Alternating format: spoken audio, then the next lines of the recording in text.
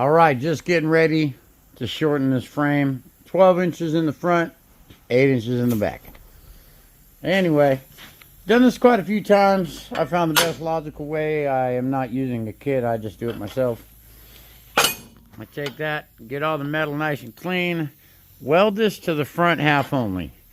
I like to do on the side so it doesn't look like a bunch of scabbing, but basically it'd be on the inside of the frame there to that other line. Only weld this side over here. This is getting cut off. Then we can actually take this piece, lop off the top cleanly, and put it back on the outside. Use its own metal, its own strength, its own thickness, and it fits right on. So bear with me a minute. We're going to weld these both to the insides of the frame. Here's our cut point, our other cut point, but only weld from here forward.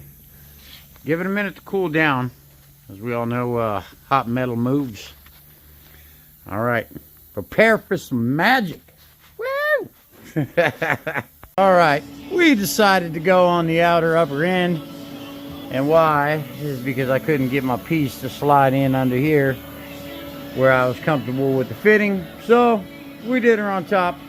And we're going to take this plate, modify it to actually re-weld back on here and call it good. Then we'll start working on the tail end, the 8 inches back there. But I'm going to work my way from the front back, and then this baby's getting put on the frame rotisserie. We'll flipper, flopper, and all that, and blast it out, make it all bare metal, coat it up with some nice Rust-Oleum or 415, and call it good. Work our way on some different aspects. Bear with me. All right, we now just put it back together, and I like to X measure from a corner there to a corner here, corner there to a corner there. Do that a few times. Check your length from, I checked mine from the front point right there all the way to the back corner, and I checked multiple times, and then there to there. And if you got a little bit of help, which I never do, I strapped it and stuck it together. But I really tried to be as precision as I could, and I normally use a cutoff wheel opposed to a Sawzall. I noticed Sawzall can cut pretty good, but sometimes that thing will veer off, and you definitely want to make sure that your frame, put a straight edge to the bottom of it. She's looking good. And these were simply tacked on at first. Now we're going to go ahead and do all the fish plating crap. That's just something to hold it in place till I get to that point. These little brackets there actually go to support the rear end control arm. So make sure that you put them back on. But we've got our 12 inches out of the front.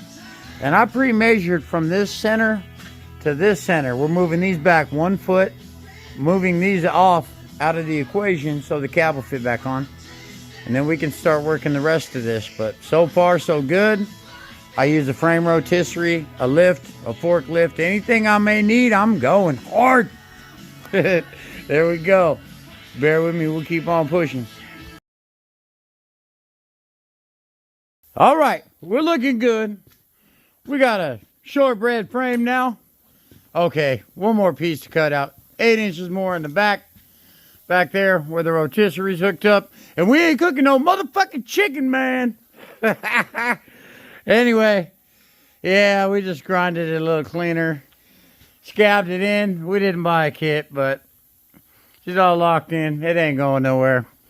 We are going to have to remove this cross member right here. This is a setup for the old school stick tranny.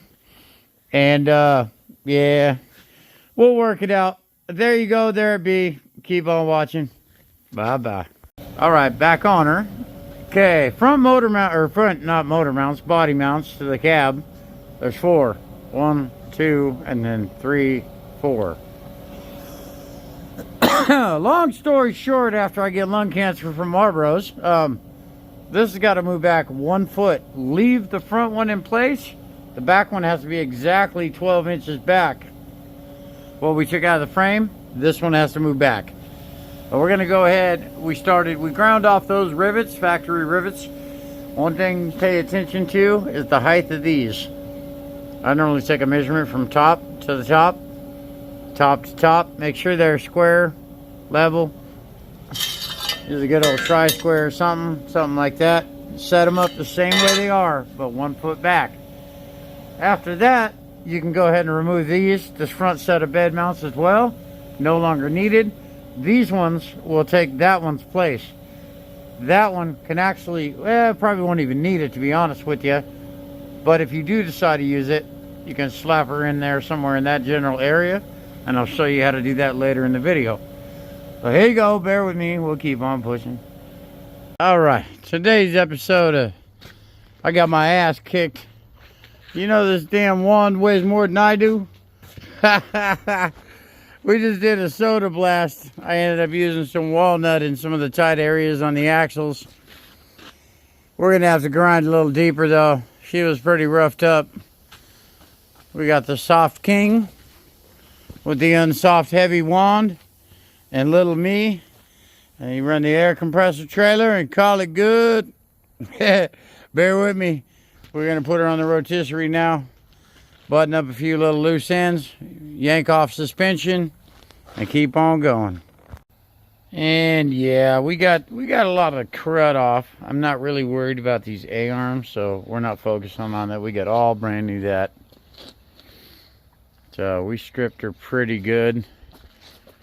Took our 8 inches off the back, our 12 inches in the center. And yeah, we're gonna keep on pushing. Cab mounts were right there. Moved them 12 inches also to compensate. So now this frame is fully completed for to be a short bed. We might have to drill 2 new holes at the rear corners just for the box mount. And now we can continue on with all this good stuff. And we started playing around with the soda blast on this, stripping some of the paint. That's kind of what it does. Kind of a messy thing, but works pretty good. Bear with me. We'll keep on pushing. Alright, time for the full conversion kit. We got this thing on the rotisserie. We didn't bother cleaning any of the A-arm stuff because it's all going to the scrapper. Springs, uppers, lowers, all that. All the drums, bearings, spindles, shocks, that cross member, springs, drums. This is a full floating rear end, I believe. These got to come out. Disassemble all this stuff. Put the rear end back in.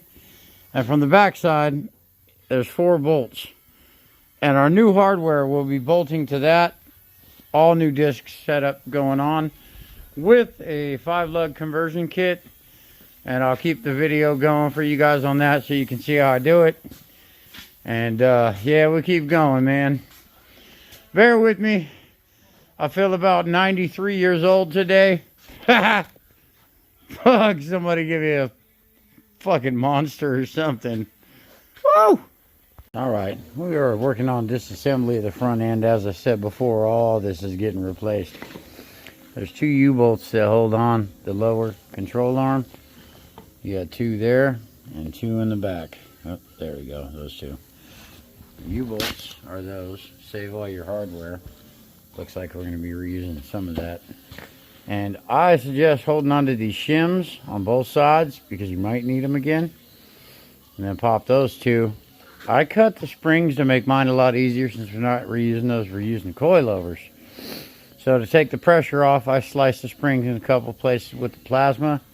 Takes all the pressure off it, therefore it ain't slapping you in the face when you take it apart. Anyway, that's that.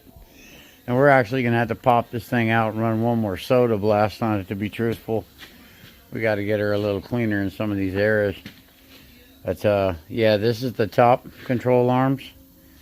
These hold the top ones on, and then the U-bolts and all the hardware are already popped out of this one. And I saved all of this stuff down there. But yeah, this side's empty. We're going to cut out all these old brake lines. We're getting everything brand new on this.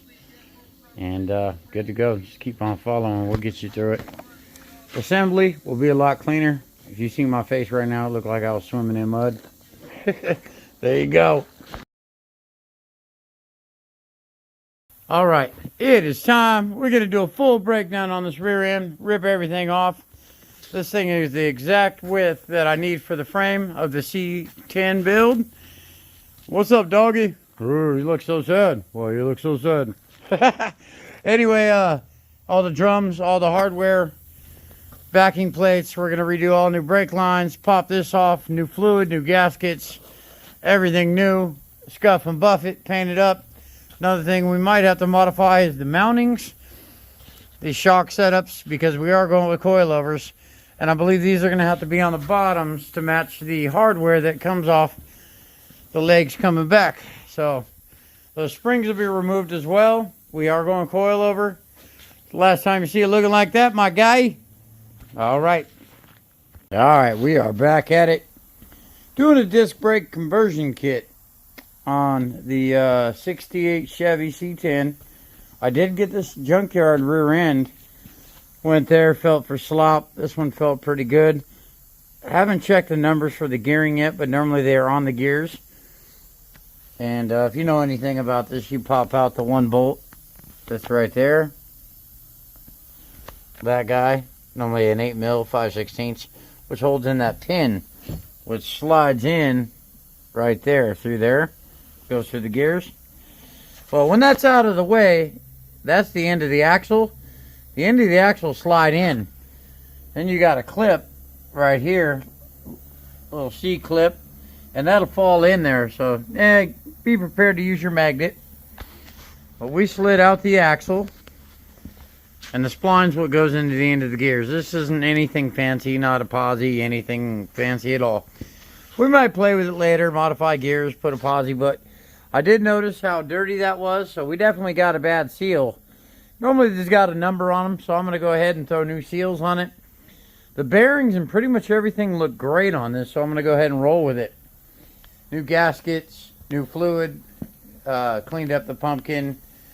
Got all that shaved in. I used my little Brillo grinder. Now this is the standard drum side. I haven't touched this or tore this side apart yet.